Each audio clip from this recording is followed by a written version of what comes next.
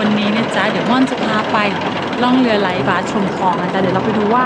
ความงดงามของฝั่งคลองแม่น้ำเจ้าพระยาเป็นยังไงนะจ๊ะ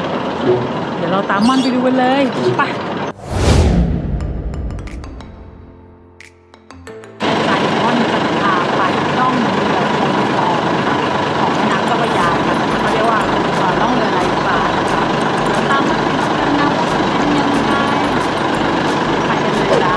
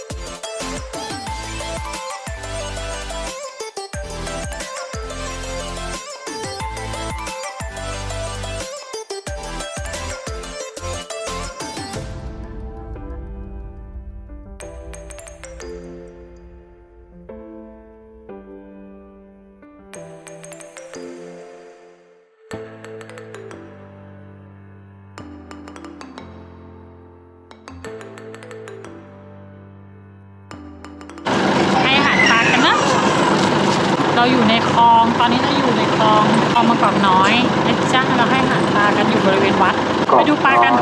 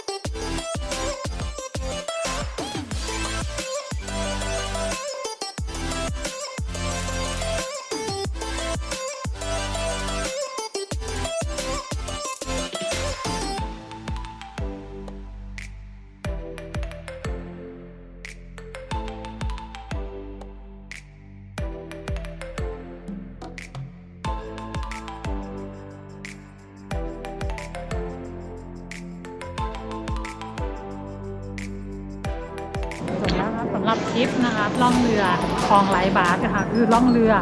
คลองบางกอกน้อยของเรานี่แม่น้ำเจ้าพระยานะคะก็สนุกดีได้เห็นบ้านเรือนอะไรอย่างนี้แปลกที่แบบอยู่ริมน้ำวิถีชีวิตคนริมน้ำเขาเป็นยังไงเพื่อนๆคนไหน